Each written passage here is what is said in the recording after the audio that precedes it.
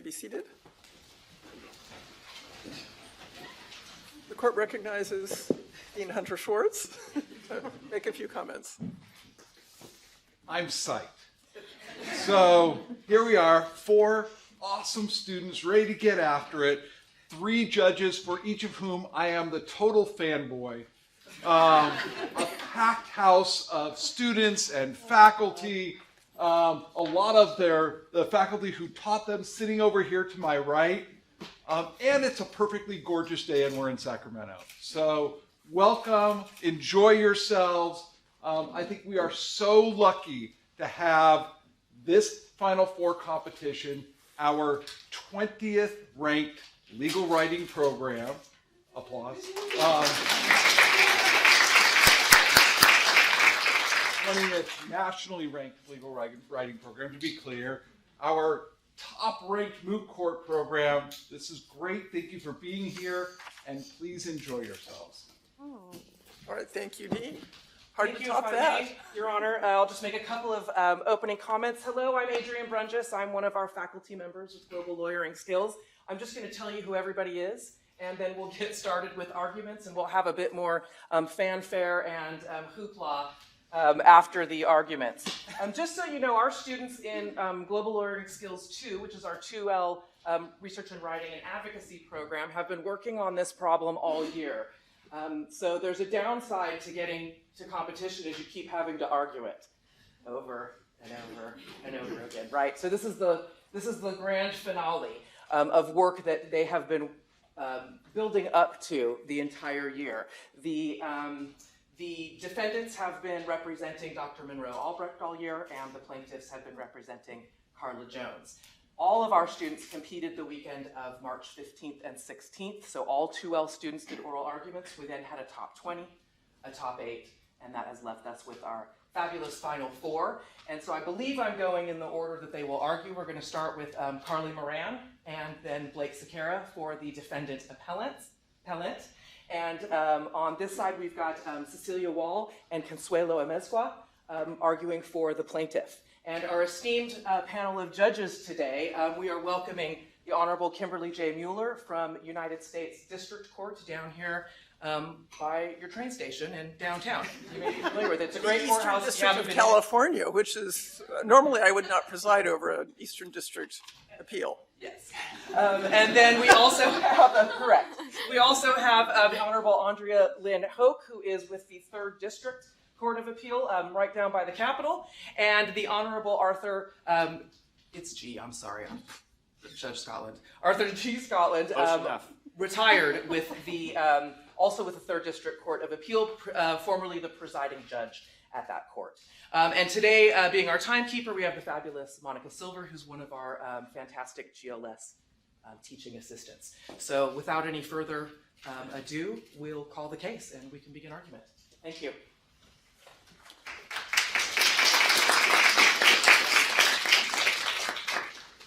All right, in the case of Albrecht v. Jones, appellant's counsel, Ms. Moran.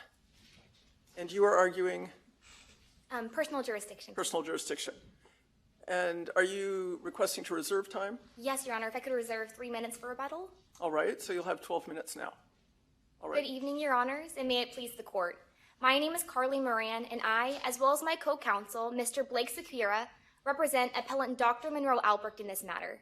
This matter is before the court on appeal from the district court's order denying Dr. Albrecht's motion to dismiss for lack of personal jurisdiction and its rulings on the cross motions for summary judgment. For purposes of this argument, I will be addressing the personal jurisdiction issue, and my co-counsel, Mr. Sequeira, will be representing the summary judgment issue. Your Honors, this appeal is about protection. It is about protecting a non-resident psychiatrist from being hailed into a foreign court, a court which rests on soil that Dr. Albrecht has never even stepped foot on, for events that occurred exclusively within the confines of Vienna, Austria. Let me ask you this. Maybe she didn't step foot, but there's an ad in the Biz magazine where her name appears for as on-call services available, where 40% of the subscription is distributed in California. Yes, Your Honor. And although this would potentially be a contact with the forum state, for purposes of personal jurisdiction, it fails to satisfy the minimum contacts requirement as called for in Calder v. Jones, as this advertisement was not an intentional act. And as this court made clear in Schwarzenegger versus Fred Martyr Motor Company, an intentional act denotes an external manifestation of an actor's will. And as seen on page 126 of the record, Dr. Albrecht was completely unaware that these advertisements existed, and she didn't give consent for these advertisements to publish her name in the advertisements.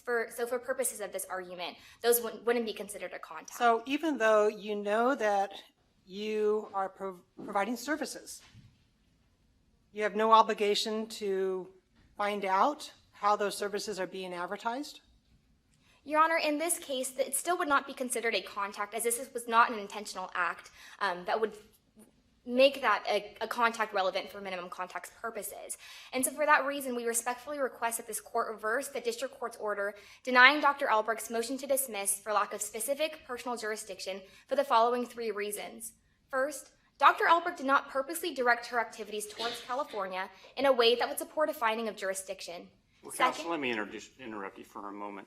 If you look at Richardson's declaration, he said that she indicated she didn't have enough solid information to make an opinion, but she thought he might like to write an article questioning the advisability of allowing Jones to re-enter the police force. Why isn't that a contact, an intentional?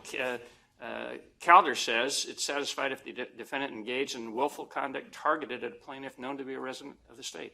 Why isn't that satisfied in this case? Your Honor, we do concede that that would be considered an intentional act, but it nonetheless fails to satisfy the second element of the effects test, in that it was not expressly aimed at California. And as this court made clear in as the Supreme Court made clear in Walden v. Fiore, looking to a defendant's knowledge of a plaintiff's strong forum connections, rather than assessing the defendant's own contacts with the forum state, would impermissibly allow a plaintiff's contacts with the forum state to drive the jurisdictional analysis. But here it's not just the plaintiff, it's the police department and the reporter.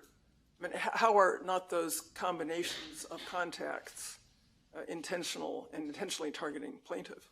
Your Honor, yes, Your Honor. And again, we do concede that the letter was an intentional act. However, the letter also fails to satisfy the express aiming requirement.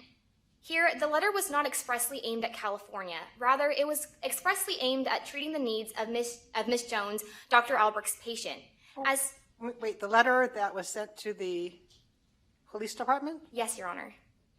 How is that not intended to be aimed in California?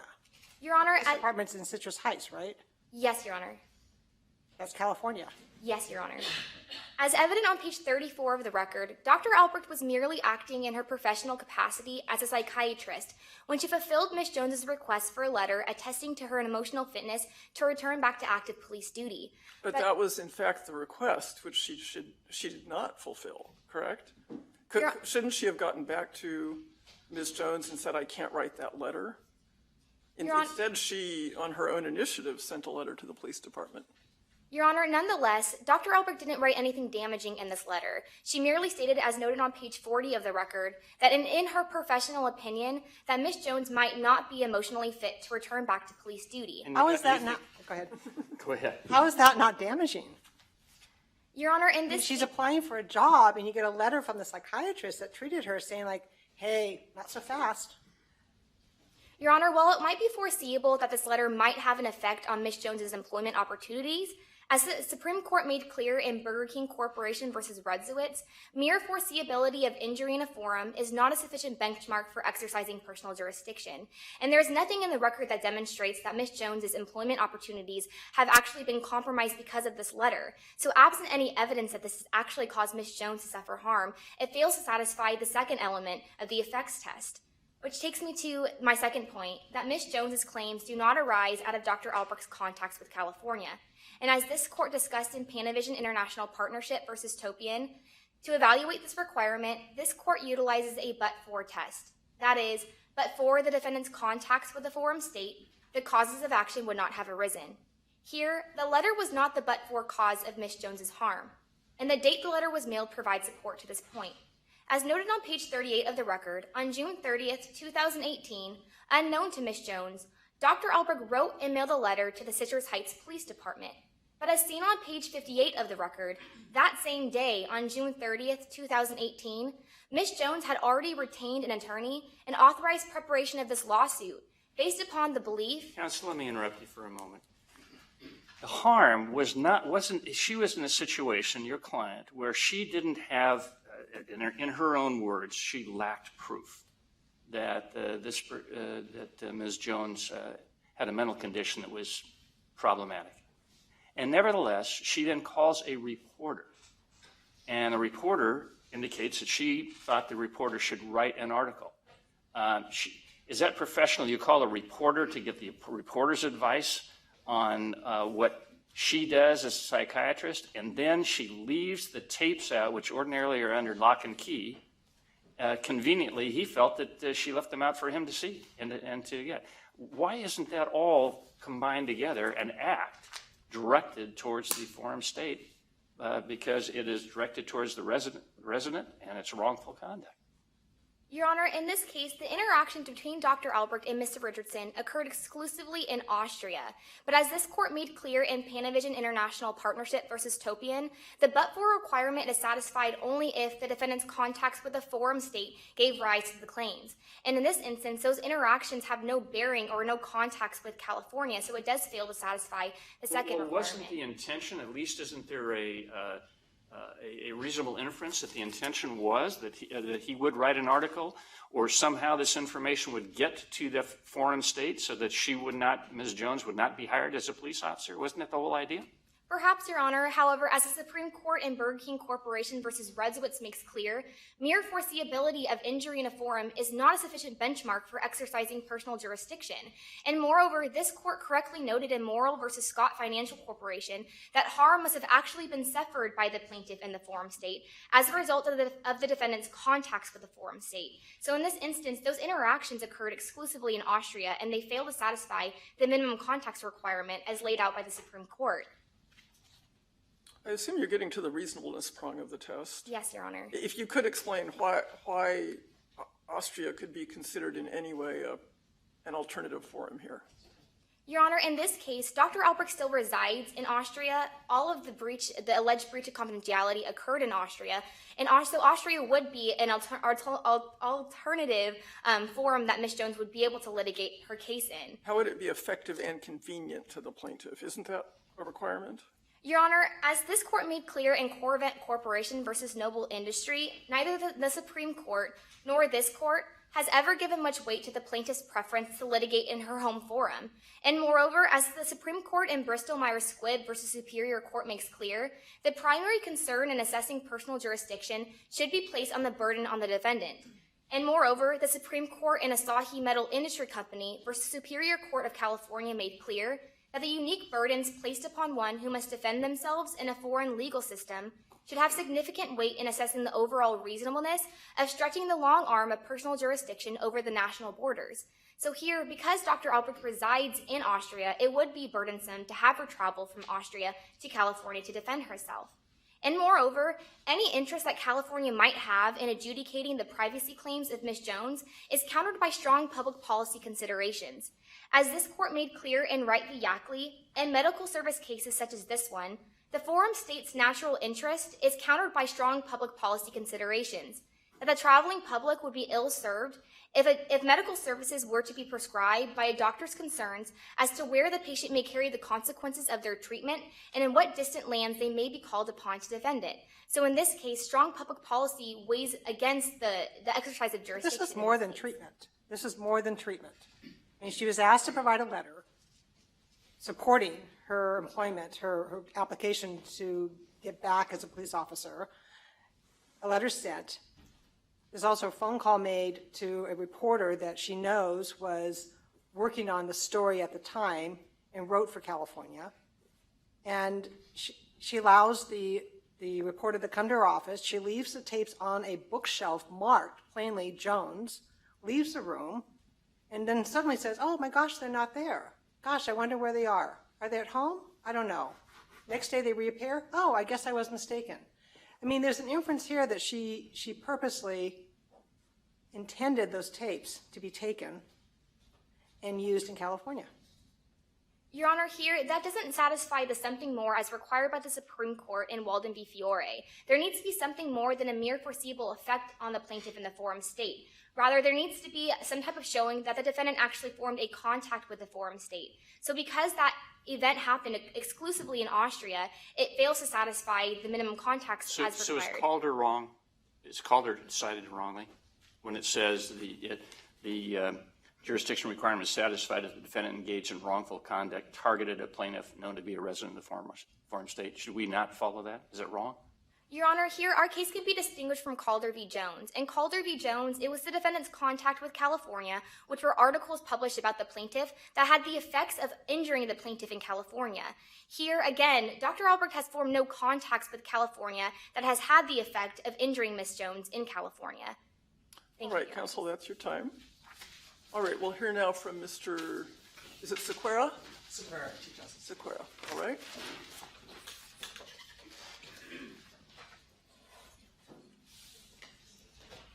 You may proceed. Good afternoon, Chief Justice Mueller, Your Honors, and may it please the Court. My name is Blake Sequeira, and I also represent the appellant in this matter, Dr. Monroe Albrecht. As my co-counsel, Ms. Moran, has asserted, this is a case about protection. Protection that preserves a therapist's duty to warn. Protection that ensures safety for the African-American male community within Citrus Heights. Your Honor, this appeal stems from two main issues. My co-counsel has already addressed the first. To the second, the district court erred in denying appellant's motion for summary judgment for three reasons. First, the district court incorrectly selected Austrian law as the governing law because under the governmental interest test, Austria lacks the interest required. Second, under California law, had it been properly selected, appellant's disclosure was not only justified, but mandated under the duty to warn laws. And last, if this court is inclined to find that Austrian law does govern, appellant's disclosure was still justified under the duty to warn exception in Austria. To my first point, the district court incorrectly selected Austrian law as the governing law. As the Supreme Court held in Washington Mutual Bank v. Superior Court, when faced with a choice of law analysis, there are three steps the court must look at. First, the court must look at the forum state's law and the law of the foreign state to see if they do in fact materially differ. Do you suggest there's any conflict in the law? No, the two laws, in fact, they do materially differ, which takes us to our second step, Your Honor. The second step is that we look to the interest the state has in seeing their laws applied. And then the third step, if each state does have an interest, would be which state would be more impaired. To the second step, the interest analysis, we look to what the Supreme Court held in a unanimous 7-0 decision in Hurtado. In that case, the court found that a foreign state lacks interest when their law is intended to protect its resident defendants. In that case, the court was faced with applying Mexican law, which limits potential liability for a personal injury case, with California law, which gives a very broad recovery to personal injury on a liability case. In California's law, the intent was to protect the mass amount of citizens in California that could be potentially harmed in a personal injury case. Where in Mexico, Mexico had the intent to protect its Mexican defendants from having to pay out a lot of money in a personal jurisdiction case, a personal injury case, excuse me. This is both factually different and the principles of law are different. I mean, this is talking about a very important concept of confidentiality in a psychotherapist patient privilege. And Ms. Jones was living, albeit for a shorter period of time, but she was living in Austria at the time. The whole idea of that is that the therapy took place in Austria while she was living there. And doesn't Austria have a very strong interest in the application of this law to, as a matter of professionalism within those that are practicing in Austria? So, Your Honor, to your first point, yes, Carla Jones was visiting Austria. However, you can see on page 55 of the record, she was only visiting her husband's family for a very brief period of time. Oh, wait. She wasn't just a visit, okay? She wasn't going and traveling and doing a 2-week visit. I mean, she was basically on leave. She left to get away from the situation at home. She went to her husband's family home or hometown and stayed there in order to kind of recover. So it wasn't just a visit for a brief time period. And she ended up, being there long enough to engage in psychotherapy sessions over a period of, isn't it months? Yes, Your Honor, it is. However, if we look to page 148 of the record, specifically section B, it says the law itself stems from the Austrian Constitution, which is protected for Austrian citizens and the residents thereof. Carla Jones was not a tax-paying resident. She was not a citizen. She was not afforded the protections that the Austrian government enacted for this law. Well, what about the fact that the doctor told her, hey, we have really strict confidentiality laws here. I want to tape your sessions, and Ms. Jones is a little nervous about that, but she assures her that don't worry, because of our laws, because they're so strict, these are going to remain confidential. She does, Your Honor. However, both Austria has an exception for the duty to warn, as California does as well. Right. And Dr. Albrecht, when faced with this opportunity, took the policy that this court has adopted in Hurtado to warn, to protect the lives of the thousands of citizens that could be injured. But in Austria, it's a very narrow exception. It is recognized by court, and it's imminent threat. It is, Your Honor. How can that possibly work in your favor? In Austria, the threat has to be either imminent or direct. In this case, we have a direct threat towards a reasonably identifiable class of victims. If you would like me to expand on that. Yes, you do need to explain that because it's not at all obvious. So the second step under California law requires that a therapist, before disclosing, shows that the patient has showed a serious sign of threatening violence and towards a reasonably identifiable victim. It's very similar in Austria that it requires a direct threat. Now, for the reasonably identifiable victim, there are 1,500 African-American males in the Citrus Heights community, 1,500 reasonably identifiable victims.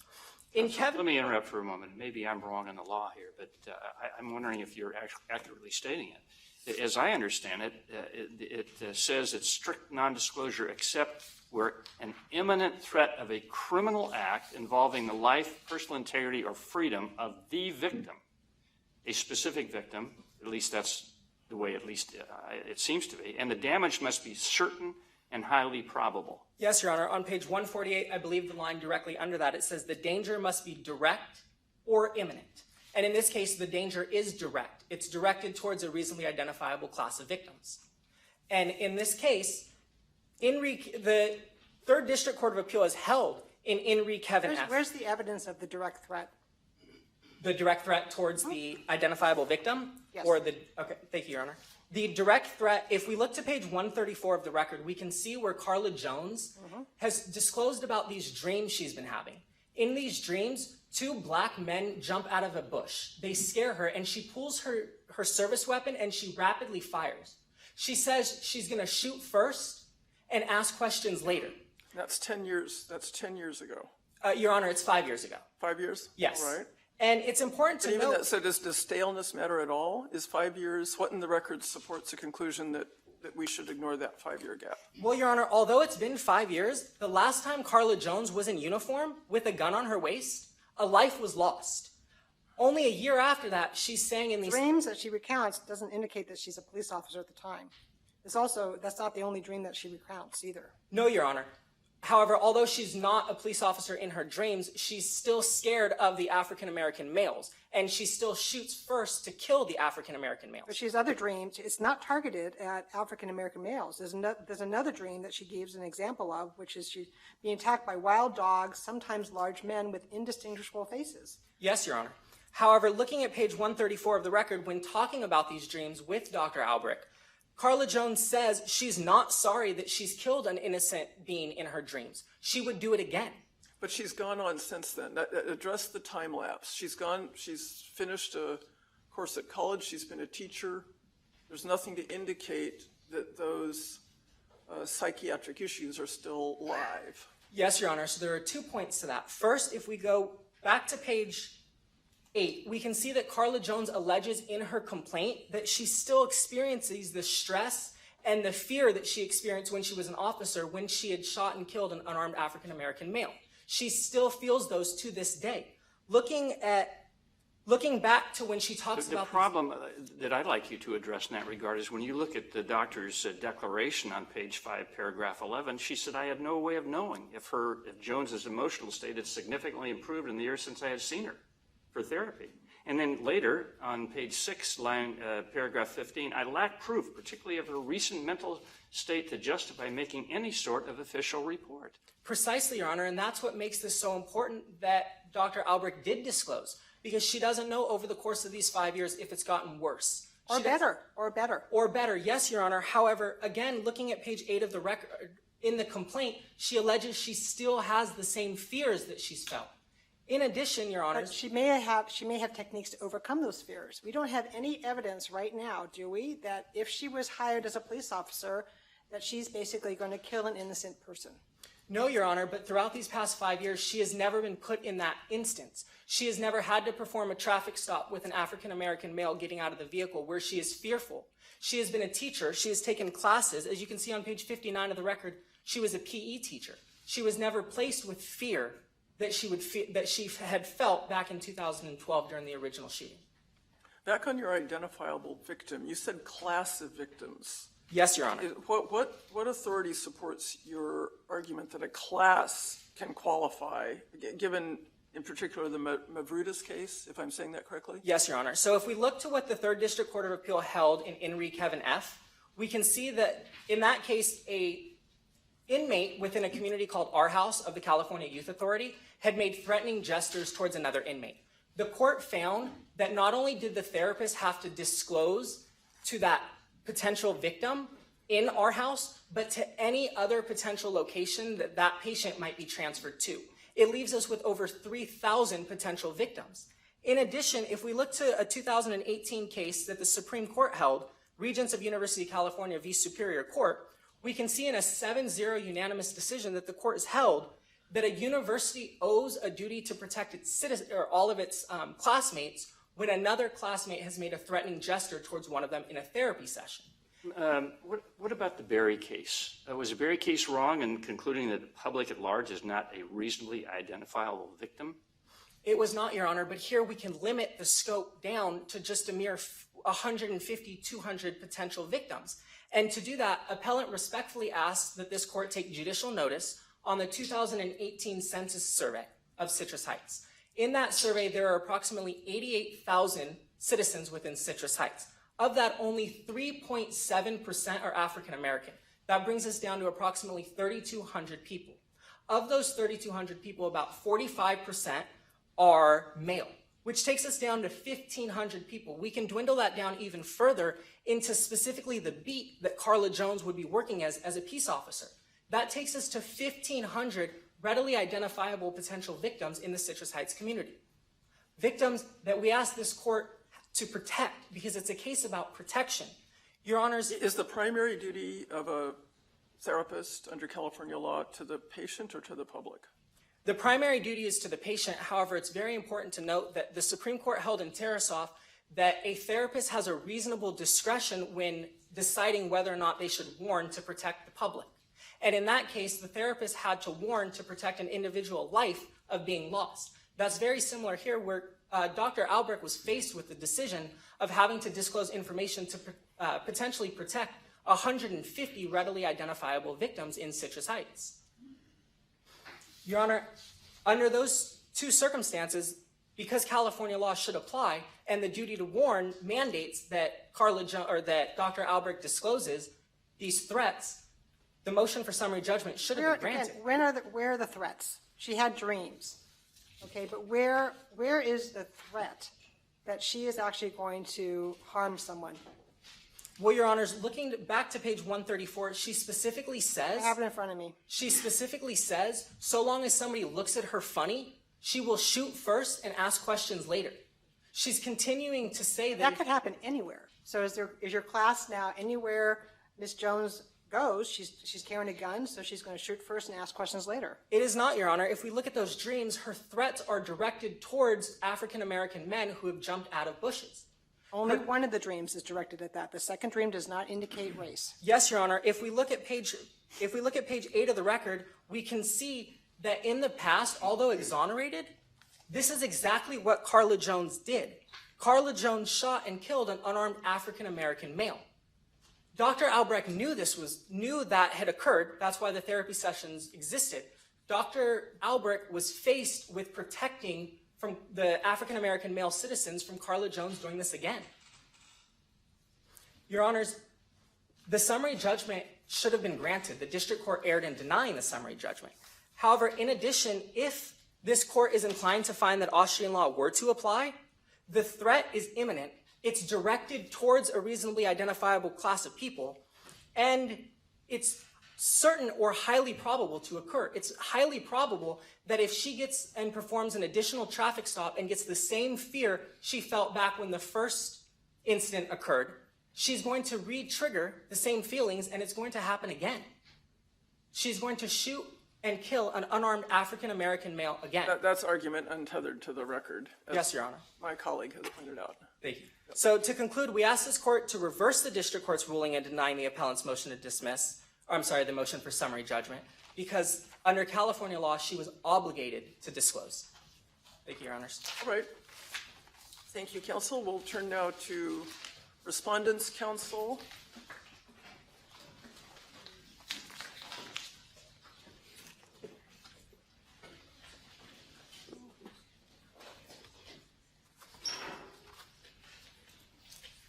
And it's Ms. Amezcua?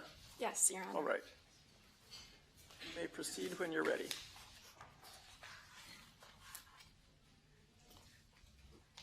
Good evening, and may it please the court.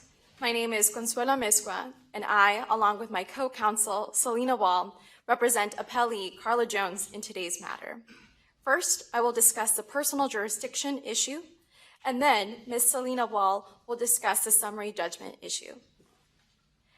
This case hinges on two principles, protection and prevention. It is about protecting California residents from the tortious conduct of out-of-state defendants and preventing out-of-state defendants from avoiding justice merely because they reside overseas. Your Honors, today we respectfully request that this court affirm the district court's denial of Dr. Albrecht's motion to dismiss for lack of specific personal jurisdiction for the following three reasons. First, Dr. Albrecht purposefully directed her activities toward California. Second, Ms. Jones's claims arise out of Dr. Albrecht's forum-related contacts. And third, jurisdiction over Dr. Albrecht is reasonable and therefore constitutional. Turning to my first main point, Dr. Albrecht purposefully directed her activities toward California, as was required in Schwarzenegger versus Fred Martin Motor Company. How so? Richardson was not even a California resident, was he? No, Your Honor. However, Dr. Albrecht knew and was well aware that Mr. Richardson originated from California. And in fact, this was an intentional act. He was not living in California at the time, is that correct? Correct, Your Honor. However, this was in itself an intentional act, as can be found on page 36 of the record. Dr. Albrecht contacts Mr. Richardson, and through their communications, provides a string of confidential information. Over the phone, Dr. Albrecht wrongfully divulges that Ms. Jones was a patient of hers, that during their psychotherapy sessions, these were recorded, and that Dr. Albrecht had possession of these CDs. And in fact, how does calling Richardson, who lives in Oregon, link itself back to California? Your Honor, in the case of Schwarzenegger versus Fred Martin Motor Company, this court held that we look at the intentional acts based on an external manifestation of the actor's will. And in fact, in the case of Yahoo versus La Ligue contre le racisme, this court as well held that even if the contact itself might not be a wrongful one, we must consider all of these intentional acts in totality. And so there are two additional contacts here that we must look at. On page 34 of the record, Dr. Albrecht unlocks these recordings from her vault and she places them in her bookshelf, which makes it open for anyone to take. And in fact, on page 46 through 47 of the record, Mr. Richardson does in fact take these recordings when Dr. Albrecht purposefully leaves him and the recordings unattended. That's very different from the French court in Yahoo instructing specific actions in California. Yes, Your Honor. In the case of Yahoo there, it dealt with a cease and desist letter. And so in that reason that there is a letter, we also consider here that it could be illustrative because we have a letter, as can be found on page 38 through 40 of the record, which opposing counsel today concedes. This is a letter that was written by Dr. Albrecht herself and mailed on June 30th of 2018. It's a damaging one where she states that Ms. Jones is unfit to return to police work. So why is that not more like the single prescription issued in South Dakota to the Idaho patient in the Wright v. Yackley case that your opposing counsel cited? Your Honor, Wright v. Yackley is not on point. In this case, the one we're dealing with here today is not a Wright v. Yackley case because this is not about a mere continuous extension of medical services. This is about a defendant, about a psychotherapist who has breached confidentiality. There is no malpractice here, not even intentional or negligent. So that takes me to the second Calder effect element, and that is that Dr. Albrecht's intentional acts were expressly aimed at California. In Bancroft Masters versus Augusta National, this court required an element of individualized targeting. That is that the defendant's foreign acts were for the very purpose of causing an effect in the forum state. And here, while my opposing counsel argues that it was Ms. Jones who initiated the letter of recommendation, the critical factor lies in the fact that Dr. Albrecht's statements were not mere untargeted negligence. They were for the very purpose of causing an effect in California. And that aim was to ensure that the Citrus Heights Police Department not hire Ms. Jones. Is the proper focus on the letter, given the pleadings, the complaint, the allegations in the complaint, or is the proper focus on the allowing Richardson, if you will, to take the recordings? Your Honor, based on the rationale provided in the case of Yahoo, we ask that all these intentional acts, all three of them, be looked in totality. And so here we can see— But counsel, if you didn't plead in your pleadings, if you didn't allege the letter as an act upon which liability is based, how can you now say we should lump that in? Your Honor, on page 38 on the record, Dr. Albrecht contacts Ms. Jones and advises her to seek legal counsel because Dr. Albrecht knew that Ms. Jones's confidentiality had been breached. And so a few days after that, Ms. Jones seeks legal counsel, and it's not until June 30th, later, that Dr. Albrecht does in fact write this letter and mails it to the Citrus Heights Police Department. And here, there's an arising of something more, like opposing counsel mentions in her appellant brief, and that is, as required in Panavision, there was an element of something more when the cyber squatter defendant extorted money, first, wrongfully appropriated the plaintiff's trademark name, made the trademark name as their own domain name, and then extorted or attempted to extort money from the plaintiff. Here, while we might not have a scheme like this court found in Panavision, there is some sort of effort to thwart Ms. Jones's opportunity of employment with the Citrus Heights Police Department. And this is supported by the record. On page 36, Dr. Albrecht asks Mr. Richardson to write an article and publish this article that would question the advisability of rehiring Ms. Jones back into the police force. And further— But to the extent there was purposeful interjection, it's relatively modest. And isn't there a comedy concern here? I mean, that the primary actions occurred on Austrian soil. And so is there, in terms of reasonableness at least, isn't that an argument that that's where the important actions happened? No, Your Honor. Like in the case of Calder versus Jones, the acts of researching, writing, editing, and publishing the article, a damaging article concerning the entertainer Shirley Jones all those acts took place in Florida. And there are a string of cases where the act takes place in a foreign land or in a foreign state, yet the brunt of the harm is felt in the forum. And so here, Dr. Albrecht, in writing the letter to the Citrus Heights Police Department, which can be found on page 38 through 40 of the record, was almost like her insurance policy to ensure that the Citrus Heights would be deterred from employing Ms. Jones. So is the letter, in your opinion, enough by itself? to establish personal jurisdiction in this case? Yes, Your Honor. The letter would in itself be alone. Like in the case of McGee versus International Life Insurance, there the Supreme Court held that one substantial act, and in that case that was an insurance policy that was mailed out to California, was sufficient. And so in this So what should the doctor have done? So when Ms. Jones says, hey, I'm thinking about reapplying and going back to the police department, you treated me, can you write a letter to the police department?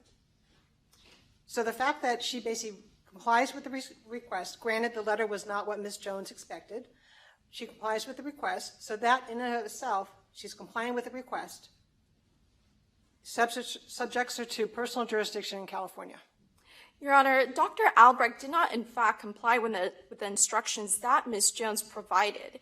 When Ms. Jones So if she had written a letter that recommended Ms. Jones and said, hey, she's cured, she's good to go, we wouldn't be here. Yes, Your Honor. In your At least on personal jurisdiction.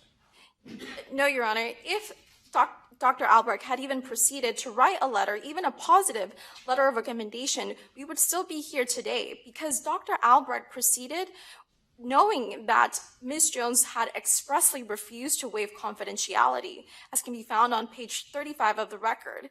When Dr. Albrecht received the request, Dr. Albrecht hesitated. She worried that if she were to write a letter of recommendation, she would be divulging confidential information, to which Ms. Jones refusely denied to waive confidentiality. And so Dr. Albrecht requested additional time to review Ms. Jones's medical records. However, at the end of that conversation, Dr. Albrecht never affirmatively agreed to write this letter. And in fact, Ms. Jones reached out to her on June 8th. And it was not until June 28th of 2018 that Ms. Jones heard once back again from Dr. Albrecht.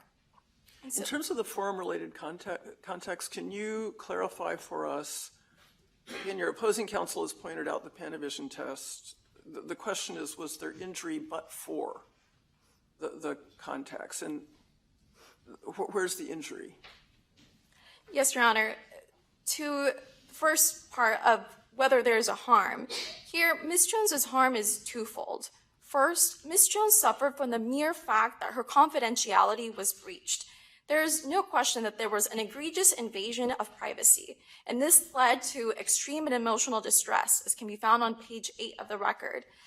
And the other harm that Ms. Jones suffered was a loss of wages and the loss of an employment opportunity. In fact, this is supported by the record. On page 114, I quote from Ms. Jones's declaration, "I was advised that I had a good chance of being hired as a police officer by that department." And further, on page 56... Good chance is no promise, particularly when there might be psychiatric issues that could be determined one way or the other. Yes, Your Honor. However, Ms. Jones further expands that at the moment that she was seeking to be reemployed with the Citrus Heights Police Department, at the moment they were looking to hire experienced police officers and officers who had secondary education, to which Ms. Jones fit the bill on both of those qualifications. But that department also knew about her prior experience. Yes, Your Honor. It was the same Citrus Heights Police Department. And her administrative leave, so that would be a red flag in and of itself, would it not? Perhaps, Your Honor. However, we can reasonably infer that Ms. Jones did have a slighter, better chance of being hired, but in fact she did not. And in terms of whether the contacts give rise to the claim, we argue that but for Dr. Albrecht's contacts with California, Ms. Jones would not have suffered injury. And in the case of Burger King versus Rudziewicz, there, the Supreme Court of the United States held that we look at the contacts that the defendant herself has created with the forum.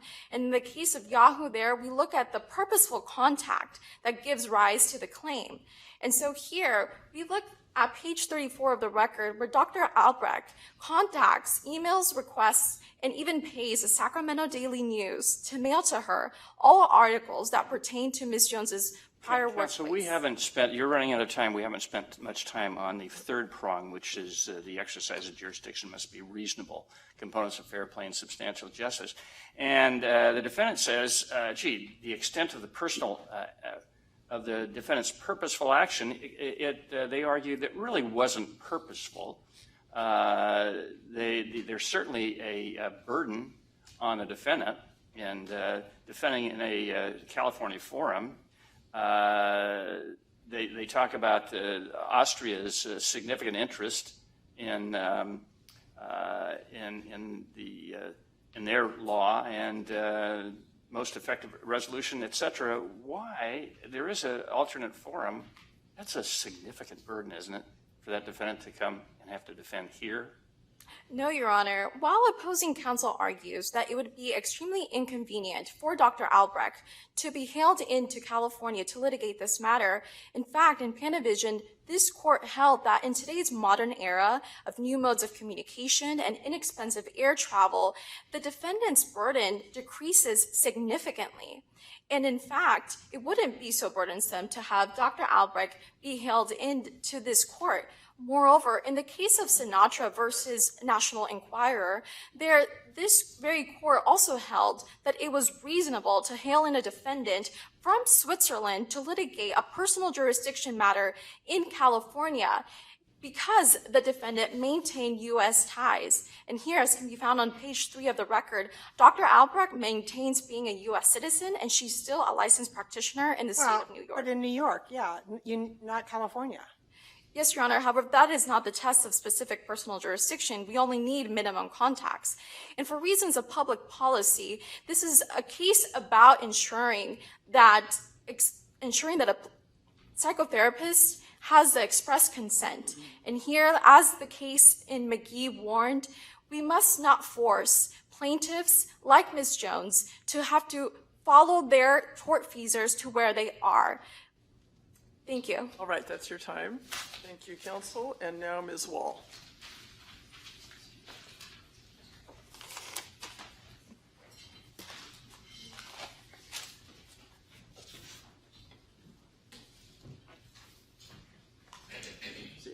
Good evening, Your Honors. May it please the court.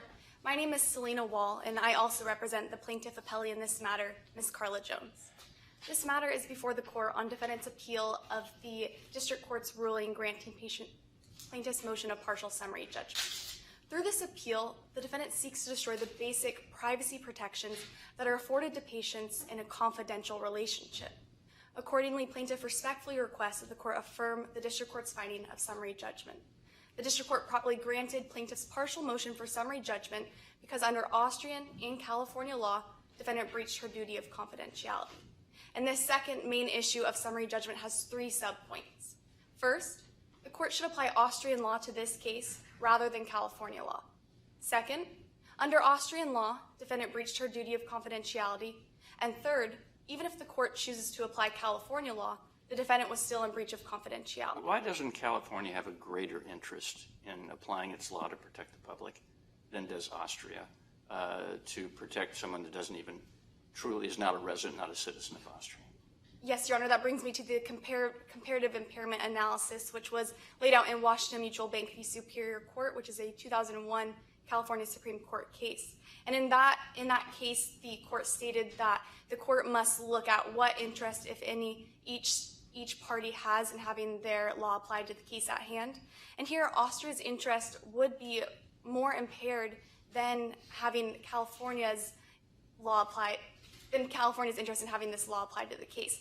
Austria's interest is in patient privacy, whereas California's interest is in protecting public safety. Do you think that protecting public safety is less important than confidentiality under circumstances where there might be a threat to the public because of a person's emotional state? No, Your Honor. Protecting public safety is Austria's main focus and interest. Protecting patient privacy. But when they do protect patient privacy, they go about that in a way where that they also are protecting public safety. And in that way, if you look at page 178 of the record, it states that Austria's interest in protecting public safety essentially gives you the argument that when they do protect the public, when they are doing patient privacy, this also protects public safety because they're better able to treat other patients, which in turn reduces the number of victims of these dangerous patients. California doesn't completely flip the balance. I mean, it cares about patient privacy, but it just provides some exceptions.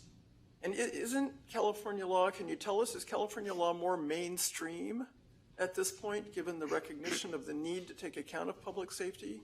So looking at the concern articulated in the offshore rental case? Yes, Your Honor. As for the case of offshore rental, the court found that when making this comparative impairment analysis, the court must look at the relative commitment of the state to the laws involved, the history and current status of those laws, and the function and purpose of those laws. And when looking at the history and current status of the laws, essentially 4392 is based off of the reasoning that was in the 1976 case of Tarasoff v. Regents of California. And in that case, they had the same reasoning that was put into 4392. Because of that, it is essentially that same reasoning, and the Austrian Psychotherapy Act, which was enacted only 28 years ago, can be looked at to be the more prevalent and progressive law, which is the language from offshore. The court chose to use the Louisiana law and apply that statute because they said it was more prevalent and progressive, rather than using the California law that the court looked at, and it was from 1872. The court determined it to be archaic and outmoded. And so if opposing counsel argued that the more prevalent law is 4392, that is not the case since it comes from Tarasoff, whereas the Austrian Psychotherapy Act is the more progressive law here, since it is coming from only 28 years ago, and this Austrian law is the only one of its kind that provides for the strict confidentiality by psychotherapists. And because of that interest that Austria has in protecting patient privacy and the interest that they have in promoting the psychotherapy profession, it would be more imperative if Austria's law was not applied and California's law was applied instead. In any event, you say you prevail regardless. Yes, Your Honor. Either way, we do prevail under Austria or California law. Well, and both laws have an exception, right, for imminent harm. No, Your Honor, Austria does not have an exception that is codified in the law. It's not codified, but it's recognized. That is true, Your Honor, yes. Austria does allow for a emergency disclosure when there is a direct or immediate threat of a criminal act, but only if the occurrence of damage is certain or highly probable. But even then, the Austria law is discretionary and not required for the psychotherapist to disclose this. And if the psychotherapist does decide to breach confidentiality and make this emergency disclosure, they can only do so after other measures have been proven insufficient to prevent the act of violence. And by that... So what is the act of, where's the breach of confidentiality? Is it in writing the letter? Is it in calling the reporter? Is it in allowing, and being liberal here, the report access to the confidential tape sessions to the reporter?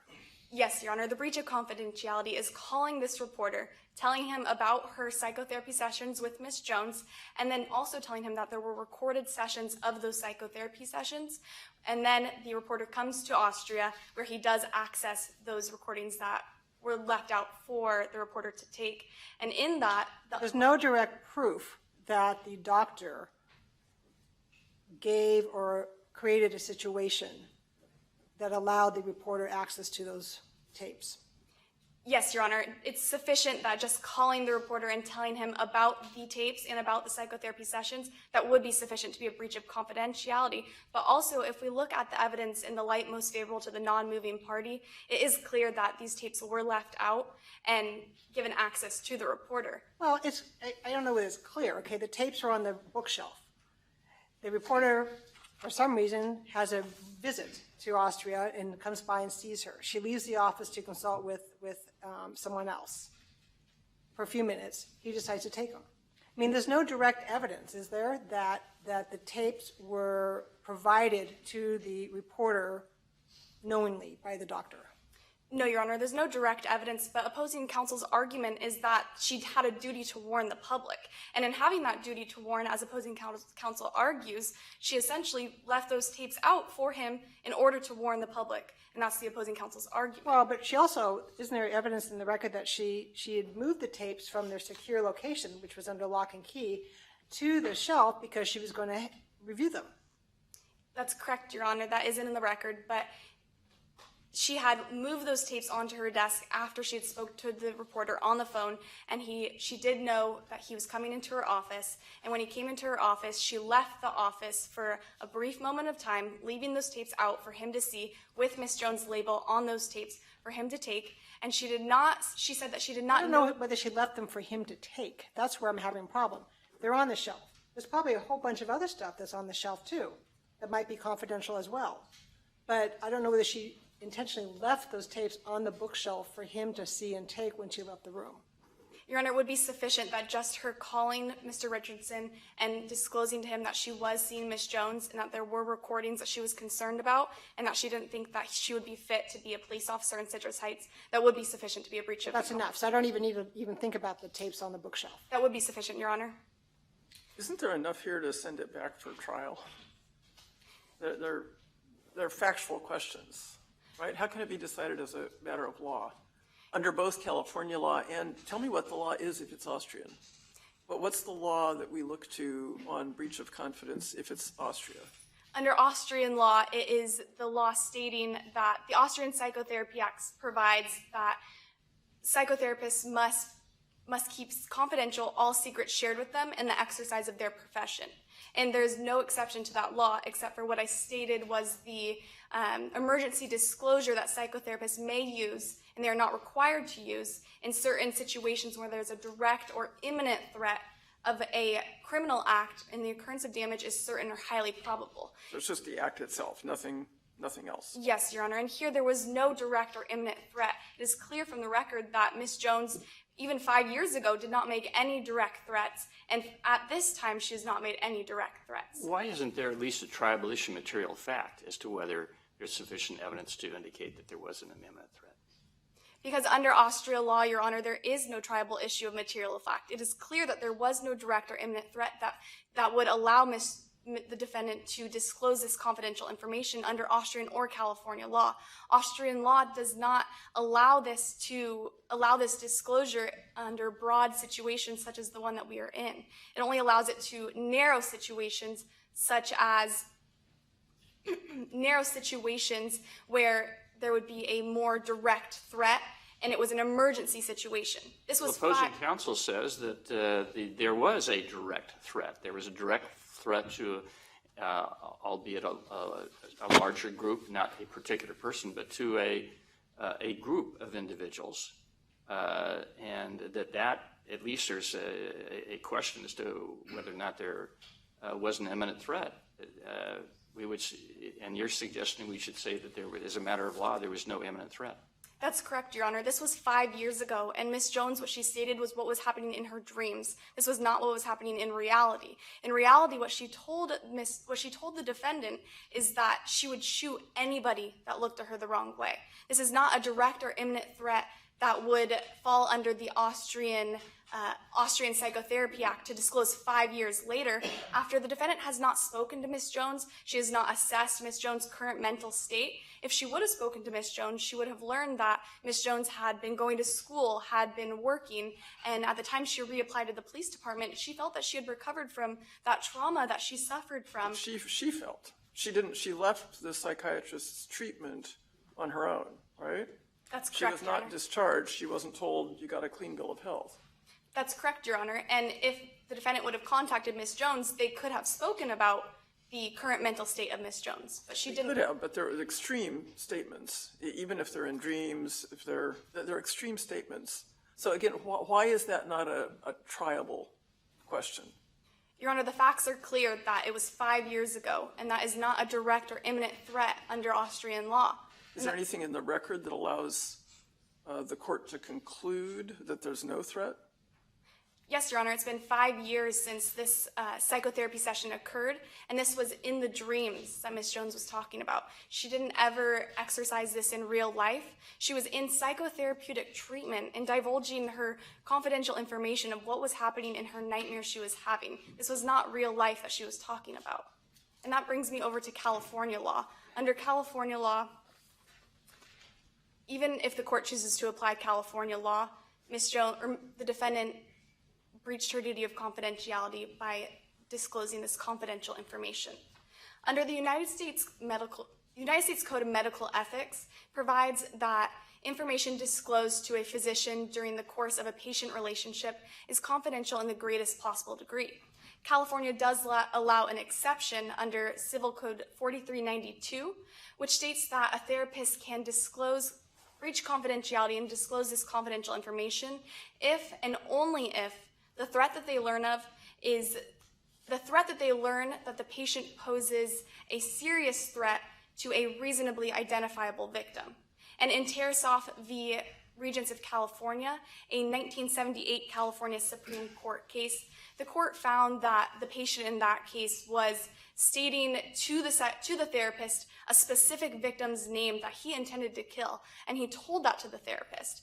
In that case, how do you respond to Mr. Sequeira's argument that here there's a clearly identifiable class that's not very large?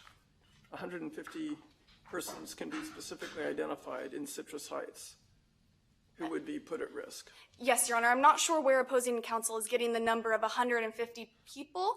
I'm not sure if that is correct or not, but that seems rather small for the size that Citrus Heights is. It is a large city. And again, Ms. Jones, in those recorded sessions, she never stated that she was going to shoot any African-American males. She talked about in her dreams seeing large black figures chasing her. Never stated African-American males, as opposing counsel has stated.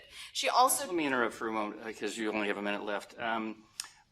Isn't it really Evidence Code Section 1024 that controls, and not the Tarasoff type of the two other code sections in the Civil Code? No, Your Honor. The Evidence Code does not control here. That would be the evidence code that would be implemented into what evidence would come into the court hearing. As for this case, what controls is 4392 and case law such as Thompson v. County of Alameda, where the court found that in that case there was a juvenile patient who was making serious threats towards, he said that he would kill a young child in the neighborhood. And even in that case, the court found that that was not sufficient to trigger a duty to warn. Let me ask you that, because I'm going to go back to the transcript, because you talk about her dreams, but at the end of the session, Dr. Albrecht says, you feel ashamed of these feelings, but nevertheless, you would not hesitate to kill someone who threatened harm to you in any way in real life. Is that right? And she answers, yes, you have got it right. You may answer that question and then time. Answer it briefly. So how is that not a real threat? As briefly as you can. Your Honor, under California law, that is a threat, but it is not to a reasonably identifiable victim. That is much too broad and would essentially swallow the rule against confidentiality. Thank you. All right, thank you. And now, Ms. Moran, you reserved 3 minutes. All right.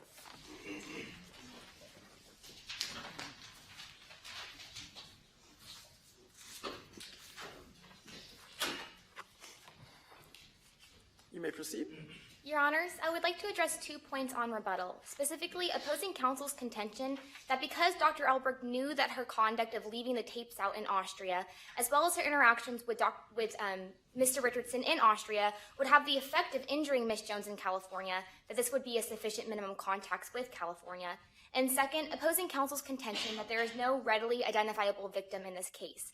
Turning to the first issue on rebuttal, here opposing counsel contends that because Dr. Albrecht knew that her conduct of leaving the tapes out, and because she knew that her interactions with Mr. Richardson might have the effect of injuring Ms. Jones in California, that this would be sufficient contact with California. But this reasoning would seem to stretch the implications of Calder well past the breaking point of the due process standard in America. And the Supreme Court in Calder noted that one's ability to foresee that his actions may have an effect in the state is not sufficient for an assertion of specific jurisdiction. And the crux of Calder was that the defendant's Let me just ask you about, Ms. Albrecht is American trained, she's an American lawyer, she has an American lawyer, and she waived service, right? So hasn't she effectively consented to jurisdiction here? No, Your Honor. So in this case, because she's raising a motion to dismiss, she has not consented to the jurisdiction of this court. And moreover, returning back to Calder, the crux of Calder was that the defendant's contact with California, which were articles published by the defendant in California, which was circulated in California, had the effect of injuring the plaintiff in that case in California. But in Calder, the defendant's article was what connected them directly to California. And here, the only link that connects Dr. Albrecht to California is Ms. Jones. But as the Supreme Court made clear in Walden v. Fiore, the plaintiff cannot be the only link between the defendant and the forum state. So in this instance, Ms. Jones cannot be the only link that's connecting Dr. Albrecht to California, and without any more contacts, the minimum contacts inquiry is not satisfied in this case. And second, addressing opposing counsel's contention that there is no readily identifiable victim in this case, we find the case of Berry v. Turk illustrative in this matter. In Berry v. Turk, the court in that case found that the plaintiff, a female nurse, was part of a group of readily identifiable victims because any female working full-time on the 7th floor of this hospital was considered readily identifiable.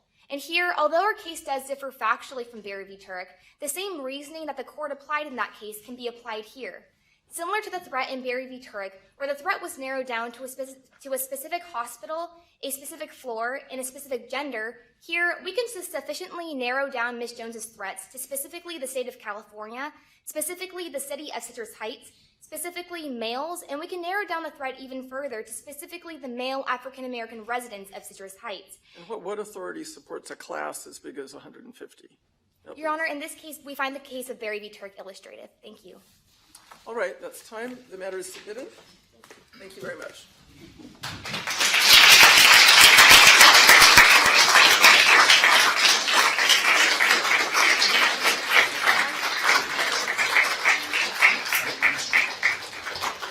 Thanks, everyone. While our judges deliberate, we'll take a short break. I hope you'll stay with us to hear their decision on who our top oral advocate is today. And we also have some other awards and acknowledgments to present after the break. But well done, you guys. Good job.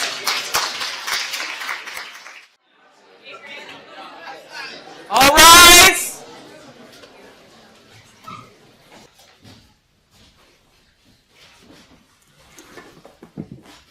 Before we, sorry, it's not my turn. Maybe seated. Thank you. Before we announce the judge's decision, I'm going to suspend just for a little bit. You know, we like to keep everybody on the edge of your seat and just do a couple of acknowledgments and a couple of awards. First, I'd like to acknowledge that we have our legal scholars here from UOP Stockton, who've come to, so yes, enjoyed the competition. I'd like to acknowledge my colleagues on the Global Learning Skills faculty, including Professor Richard Chickley, Ederlina Coe, Lindsay Blanchard, Heather McFarland, Aaron O'Neill Muhlenberg, and Dan, when there's a middle name, it's, and Dan Croxall. So if we can Professor Eitan Zaitsu is not with us today, but he actually has done this as an alum, and I believe he won his Final Four this year. So I don't know why I'm talking him up when he's not here. He's not even getting the benefit of it, but you can tell him, spread the word. I'd like to thank our fabulous GLS TAs. Can you stand? They are all named in the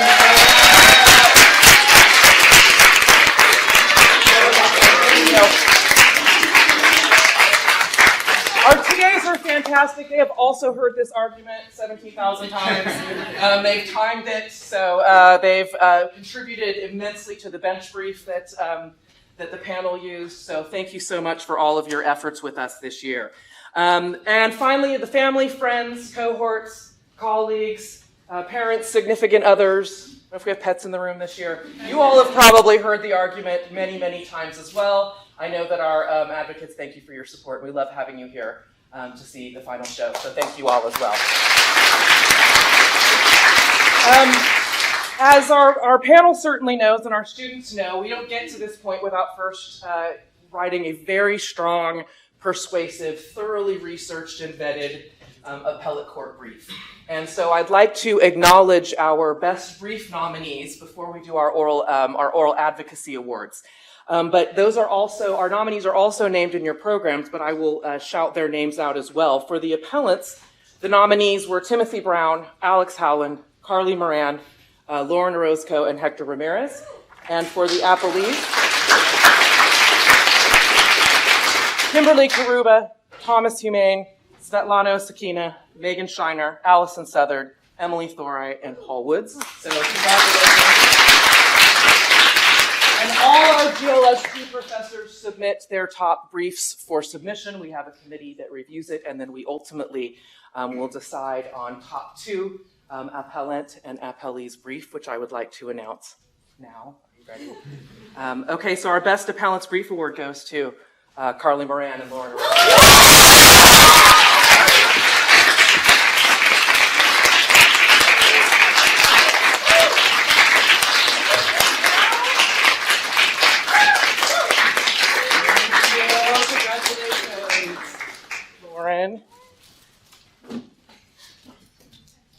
Congratulations, great job. And our best appellee's brief, Kimberly Karuba and Thomas Humane.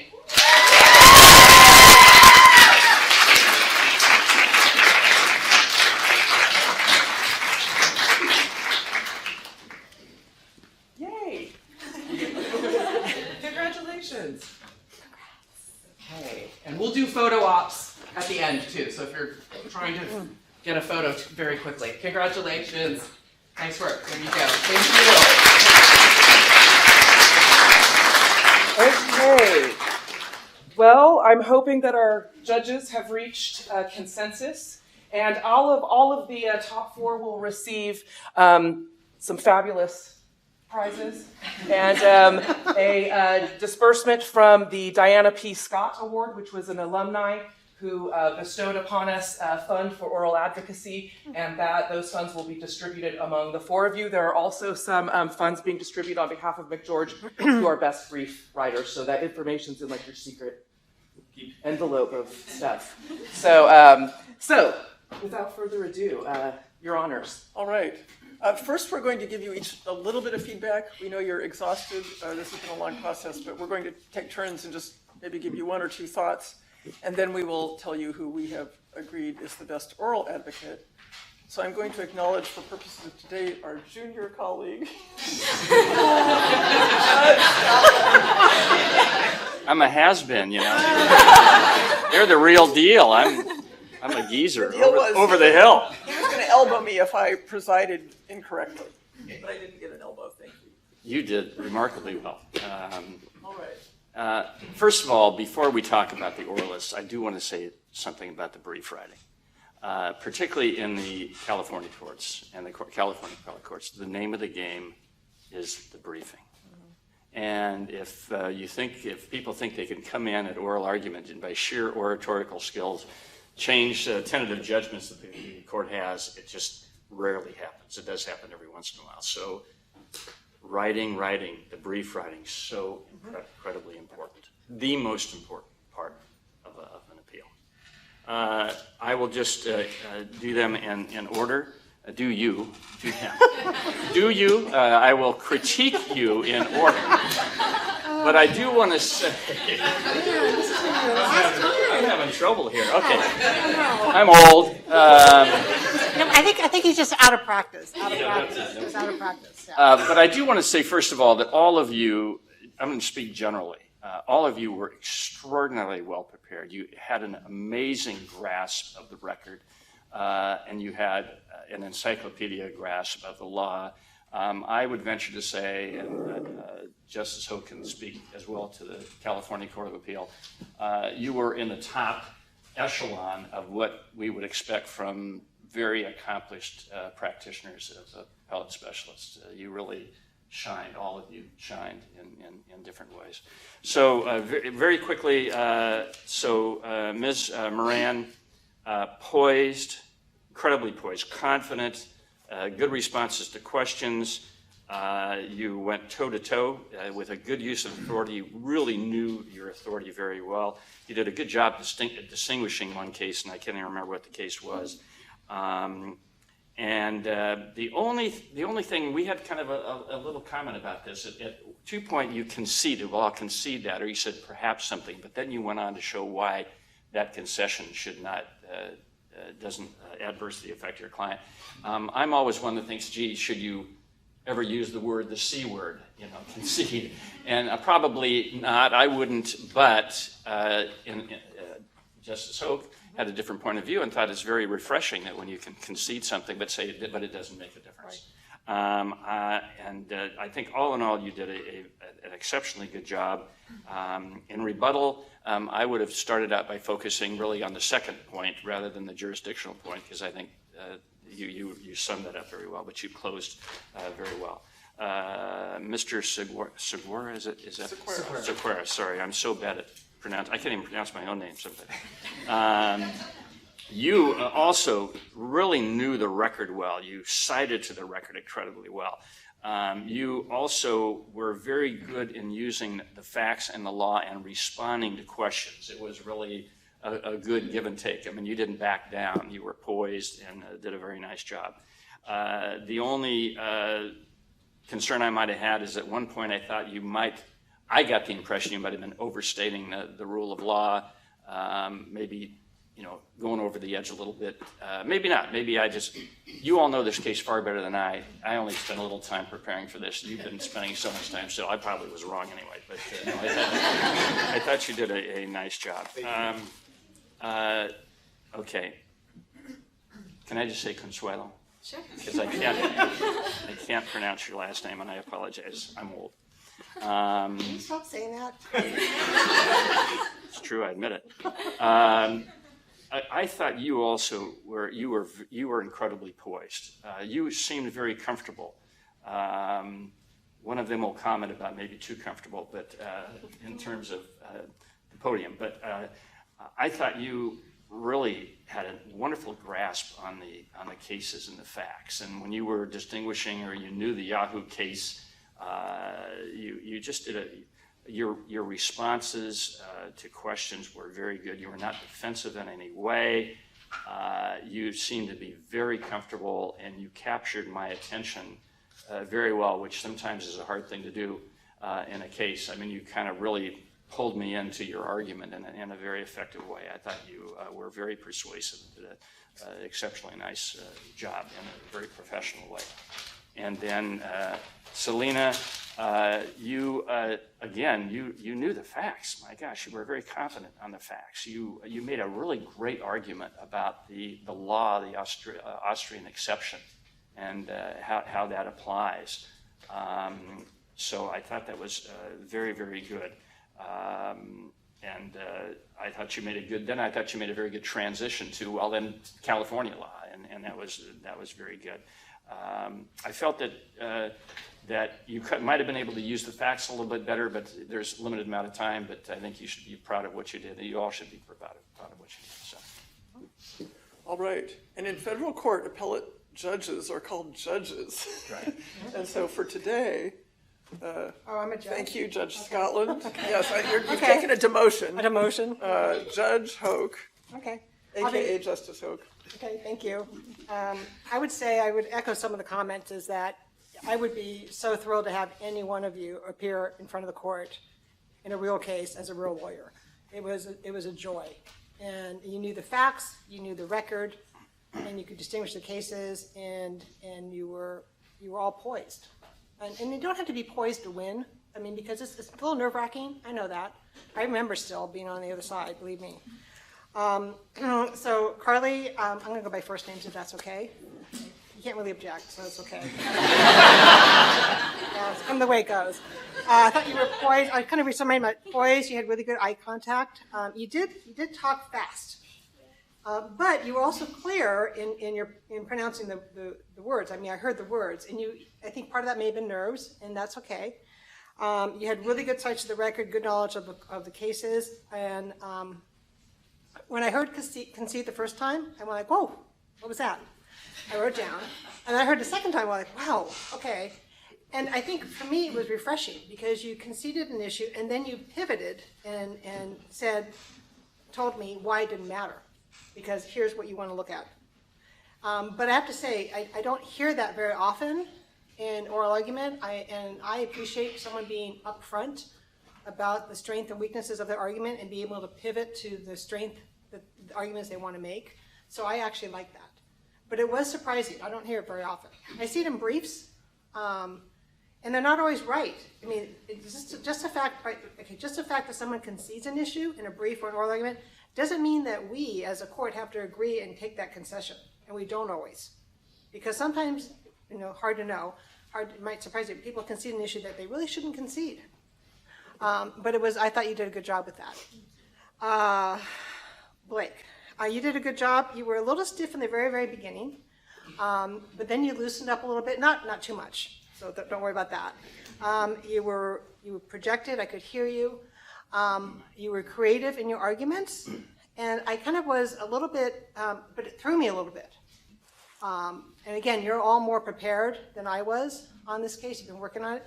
And I was thinking, okay, the class, and how you define the class, I thought, I wish I kind of knew more about the law there, because I felt like you were extending the law to a place where I'm not sure we can extend it to.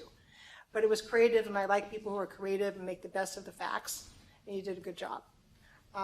Consuelo. Oh, I get my glasses. You seemed a teeny bit nervous at first, but then you very, very, very at the beginning, but then you kind of got your groove. You had good projection. You had a good knowledge of the record and case law. You were a little bit more conversational, okay, which maybe some might say is too informal, but I actually like the conversation, because the whole idea of oral argument for me is I'm trying to test to see whether our tentative decision, which we have on the Court of Appeal, we have a tentative decision in front of us. I have a draft of the opinion in front of me when I have oral argument. I'm testing it to see whether it's right. And so I want to have the give and take going back and forth, even if you disagree with me in my question, because I want to say, okay, oh, you disagree, okay, I'm right, I'm wrong, I need to look at this again. Selena, you also did really well. Again, your knowledge of the facts and law was really good. I think the one thing that you knew it so well, you had the details down so well that you put the details in your responses. And sometimes for me, and maybe it's because it's 6:30, I mean, that's no excuse, is that I lost the point of the response, because you knew so much and you gave us so much information. I thought, okay, why is this relevant? How do I use this in making my decision, if I were going to decide this case, which I don't have to, thank God. But again, the knowledge was impressive. It was really impressive. All of you, I think what was interesting, and this is just a really minor, like, okay, you all had, hands like here. And at first I thought, and then, that's good. I mean, you don't want to have like your hands like on the podium, leaning over. But then you loosened up a little bit as you talked, and you used your hands for, just from emphasis and expression. I think that's good. And don't be afraid to do that. You need to be in front of the podium so that at the court that they can pick up the audio, so that there's actually a recording of, you can't go walking around because they won't hear you. But I thought you all were poised, knew the cases and the facts cold, were responsive to the questions, and it was just a pleasure. Thank you, Judge Hoch. I'm the trial judge hoping this case doesn't get reversed. But I have sat by designation with the Ninth Circuit, and so I can tell you that you could argue a case today in the Ninth Circuit. I've never had a tentative opinion in front of me, but I have bench memos, and so any one of you could have impressed a panel with your preparation. And I do want to acknowledge David Whitkin in the back of the room, who's been involved in this in the past, and for his help in helping me be prepared for today. I just want to very briefly give you each maybe 2 points before we announce our decision on the best oral advocate. And I echo what my colleagues have said. For Ms. Moran, you were incredibly poised and professional. The one thing I thought early on, I thought you weren't completely acknowledging some of the bad facts, or the more complicated facts about the letter and about Richardson. But it's not as if you got hung up on that. But I think just thinking about the narrative that acknowledges those going forward could be an issue if you had a chance to re-argue tonight. Mr. Sequeira, I thought you absolutely knew the record, and I thought you came closest of the 4 tonight. There are times when you can just see the tennis match. You can see the tennis ball going back over the, a judge gives you a question and you just lob it right back. And I felt like you got in that rhythm, and that was a very, that's a nice rhythm to see. So you were able to draw on your knowledge of the record and keep it going. I do think you got really creative. That didn't bother me so much, but if you're going to do that, you want to make absolutely certain that no judge says he's going beyond the record or what the case says. So just pay attention to that. For Ms. Amezcua, I do think you had the most narrative, perhaps, of weaving it together, as Justice Scotland has said, and did a very good job confidently of keeping us on track with what you wanted to say, regardless of what we were asking you. I do think you had your arms on the podium in a way that nothing came across as disrespectful, but in the future, I would not lean so much on a podium. It's a minor fix, just to maintain the fully professional appearance. And then Ms. Wall, also incredibly poised and very knowledgeable. I agree with Justice Hoch about the focusing almost too much on the details. I think you led, in response to the first question, with the full name of the case and the year, and that's more detail than is needed. So you can cut that out and focus on the big picture going forward. But really, I see many names on this list of people I see in my court, in the trial court. I don't know if they're doing appellate work. The folks here would know. But I look forward to seeing you in court, whether it's trial court or if I'm sitting by designation in the future, or these judges may see you. So we are prepared to announce a winner without any dissent. And It's unanimous. so it is Ms. Amezcua.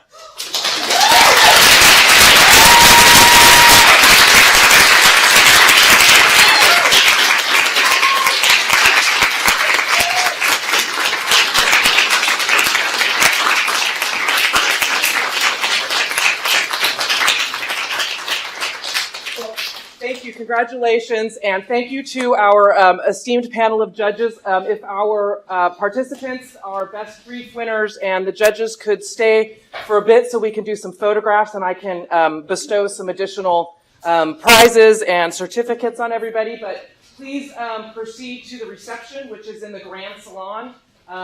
Follow around here to the library, and it's the room with all the classes with all the windows. And the reception is ready to go, so we will be there shortly once we've wrapped up here. Thank you, everybody, for coming.